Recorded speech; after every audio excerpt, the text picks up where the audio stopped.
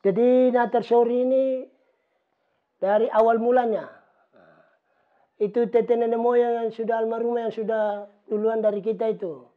Mereka bangun Natar Sori ini bukan sembarangan, tapi ada maksudnya atau ada maknanya, ada tertentunya. Yang pertama, mereka bangun itu karena dulu kan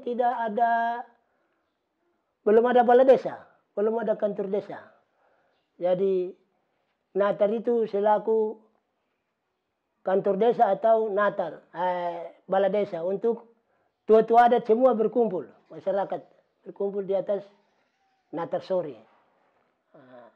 Yang kedua, kemarin-kemarin kan mereka bikin itu bukan hanya untuk sekedar perkumpulan, tetapi dulu tahun-tahun yang nenek moyang itu mereka berperang. Jadi datang berperang itu kalau penggal kepala, bawa naik di atas perahu Natar Sori, baru cakalele di atas. Bergembira karena penggal kepala. Itu maksud tujuan, dua itu yang penting. Jadi sekarang ini yang kita lewati atau kita masih taat ini kan ini ke belakang saja. Sedangkan yang awal sekali itu untuk dua poin itu. Poin pertama itu untuk musyawarah umum, yang kedua untuk cakalele di atas Sori karena penggal kepala orang begitu. Jadi nanti kita bicara sejak kapan itu Bapak juga tidak tahu, kecuali orang yang bersejarah itu bisa mengenal bahwa abad keberapa. Jadi kita bicara tidak tahu abad keberapa. Begitu. Jadi ini bukan rahasia atau bukan kita sembunyi, tidak. Tetapi ini dari awal kan sebelum Masehi.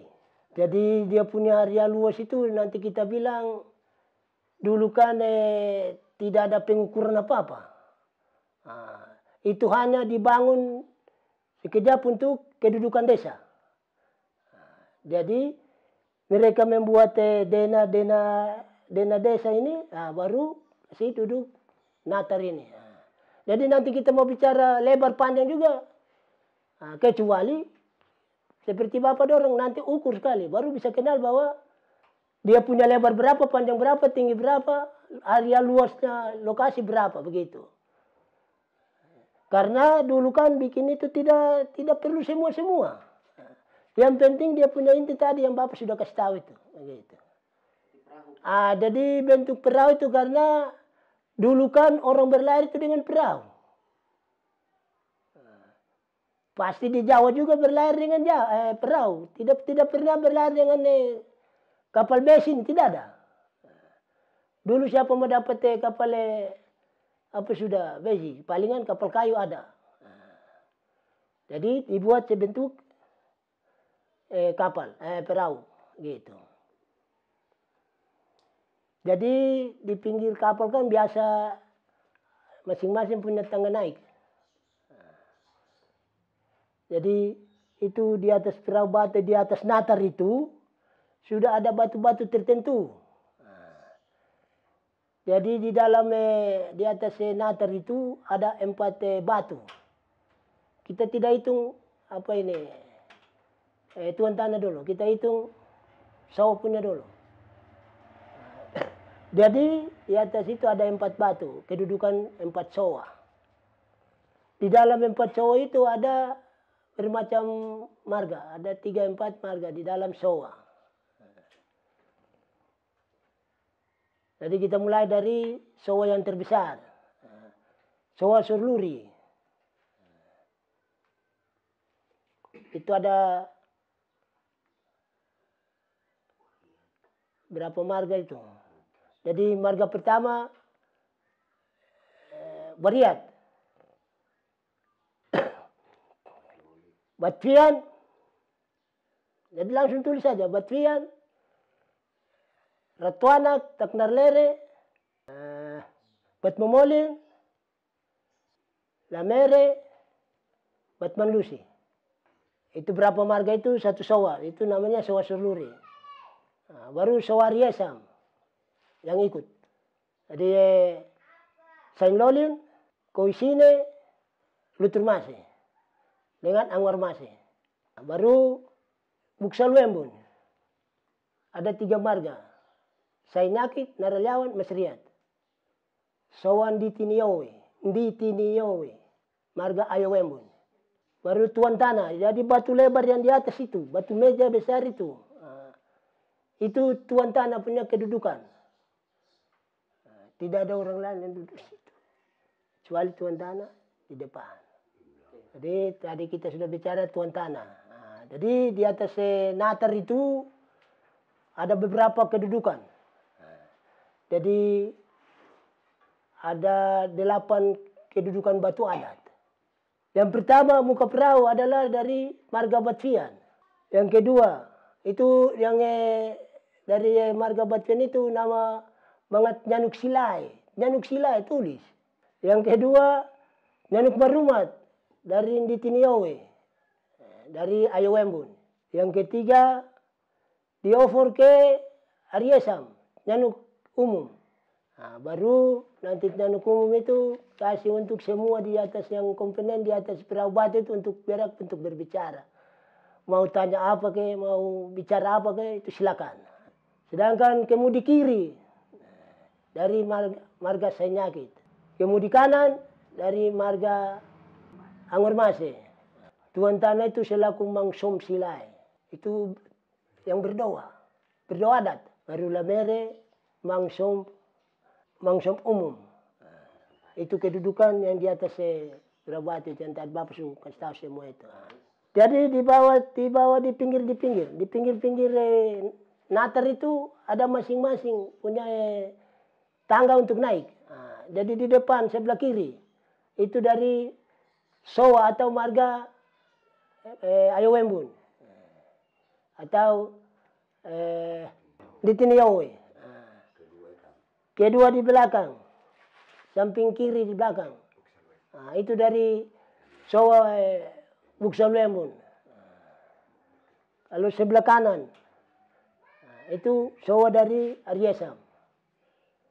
Ada satu di depan lagi itu dari Sowa dari Serur. Jadi kita naik itu masing-masing naik dari tempat naik sendiri. Tidak bisa campur yang depan datang naik dari belakang, tidak ada. Dari belakang naik tidak ada. Semua itu terarah. Gitu.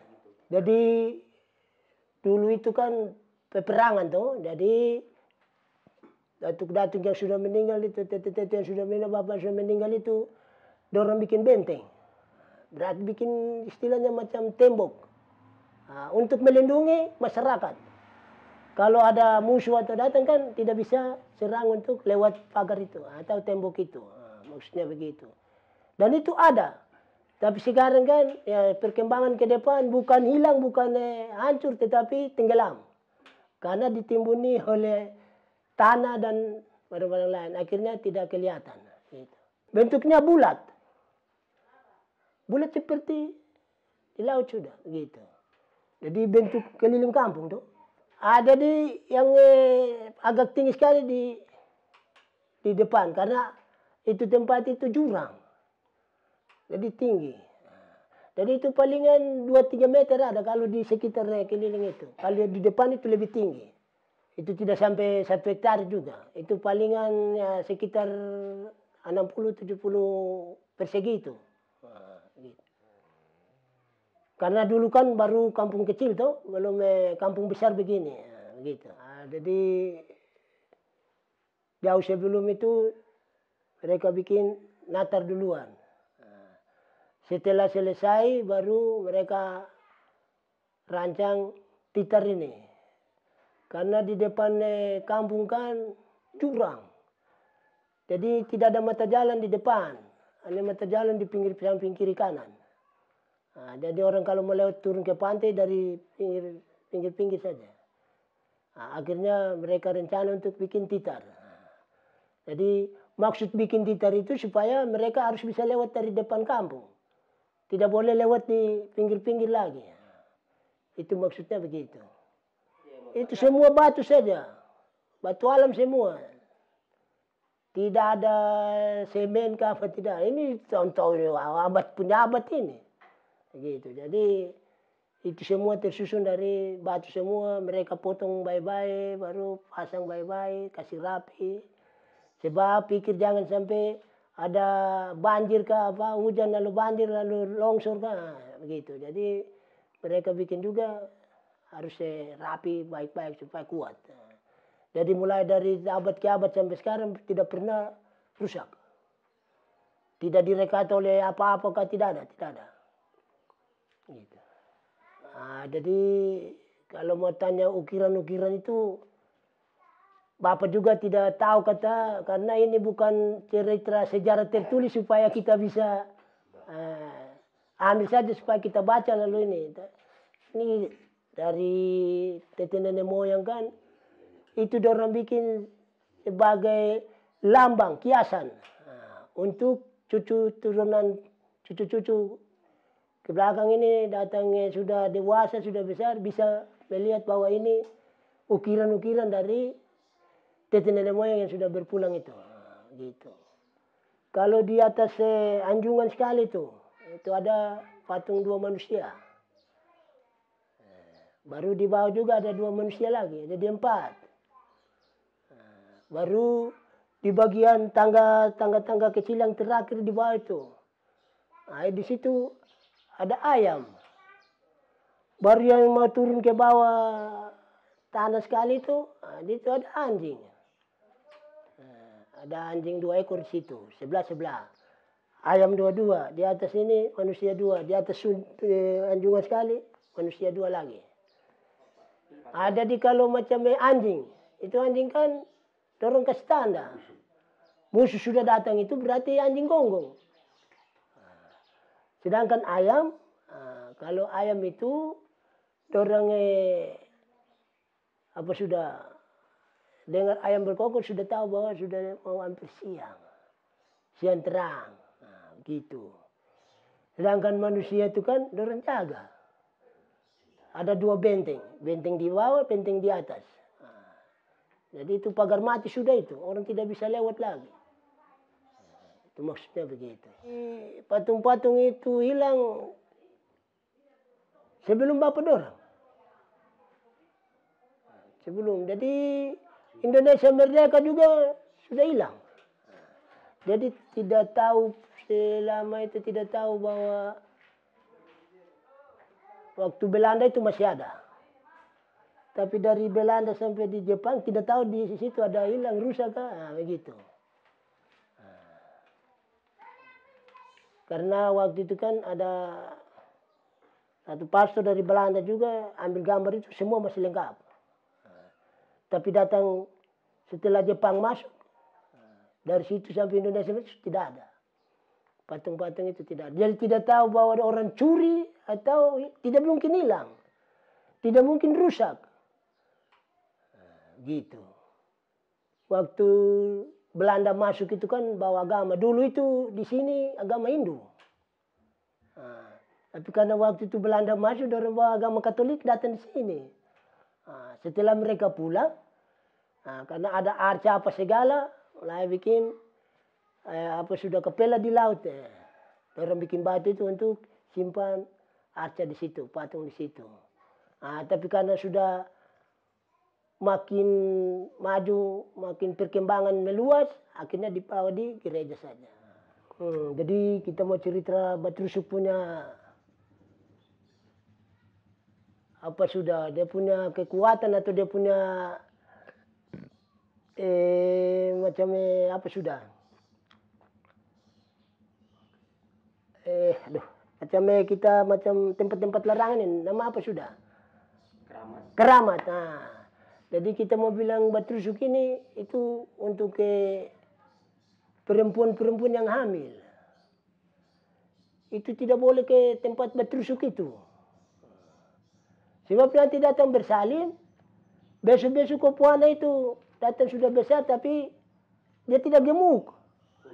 Dia kurus saja, lonjong. Begitu. Tidak mati, tidak bikin apa-apa, tidak dapat penyakit, tapi itu begitu sudahlah. Itu nama Batu Rusuk itu begitu. Jadi sendirinya pertumbuhan anak itu kemudian hari tidak akan berkembang untuk melebarkan badan, tapi dia lonjong saja ke atas, gitu. Jadi itu dilarang, tidak boleh perempuan hamil ke sana. Kalau melanggar ya risiko dapat. Gitu. Kalau obat karet keri itu orang yang hamil tidak, perempuan yang hamil tidak boleh ke situ. Sebab nanti datang melahirkan, nanti dia punya anak-anak sudah besar bicara itu macam lidah telur begitu. Begitu. Jadi tidak boleh ke sana. Ini dan batu-batu ini yang masih ada sampai sekarang begitu. Perahu yang di air itu natar juga. Tapi dulu orang tua bikin itu untuk perlindungan erosi. Karena duduk di tanah.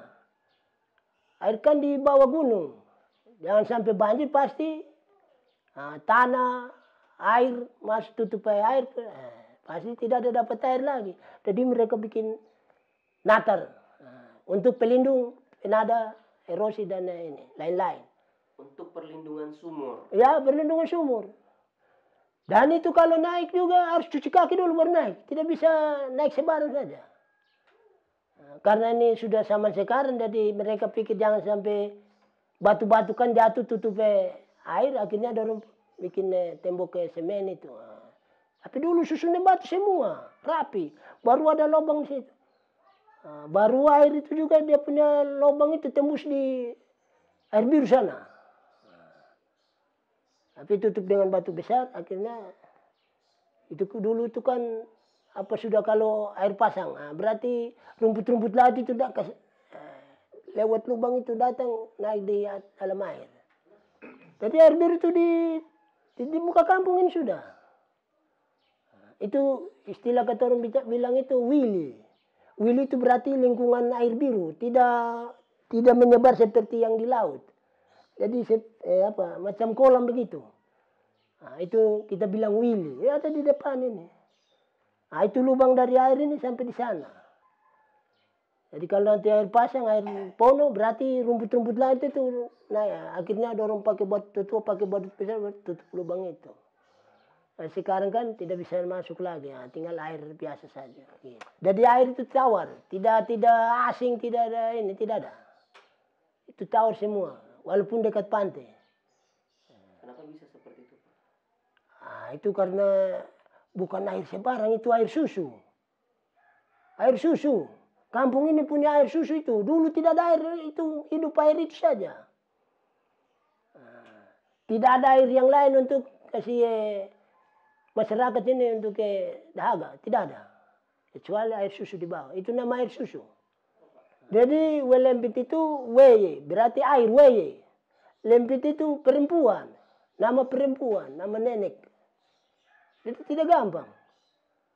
Kalau dijawab bicara apa, bilang apa, kasih nama air apa, tidak ada tuh. Kecuali di sini.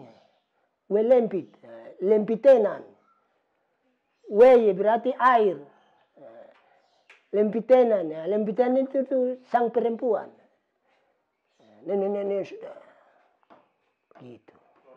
Jadi nanti saya mau jawab itu pasti air. Kalau tanpa air kita hidup bagaimana? Mesti air dulu baru bisa kita hidup. Tapi kalau tidak ada air, tidak mungkin tidak ada air. Kita tinggal di sini mengapa? Tanah kering kok. Begitu. Jadi mesti air dulu. Supaya kita bisa makan, minum tuh. Tapi kalau tidak ada air, kita mau hidup bagaimana? Jadi saya mau tanya kembali. Dua batu yang tadi itu, batu karet keri dengan batu rusuk. Apakah dorong batu dua ini termasuk benda apa? Saya tanya kembali Bapak dua. Ya, itu mungkin benda purbakala. Gitu. Yang kedua kan, maksud Bapak itu? Pemali atau termasuk keramat. Keramat. Jadi maksud Bapak yang tadi tanya kembali untuk Mas Dorang itu bahwa batu dua ini termasuk batu keramat atau batu pemali. Maksudnya begitu. Tapi kan di situ bilang keramat. Jadi oke. Karena kalau menurut Bapak Dorang batu pemali. Pemali untuk orang ke sana. Begitu.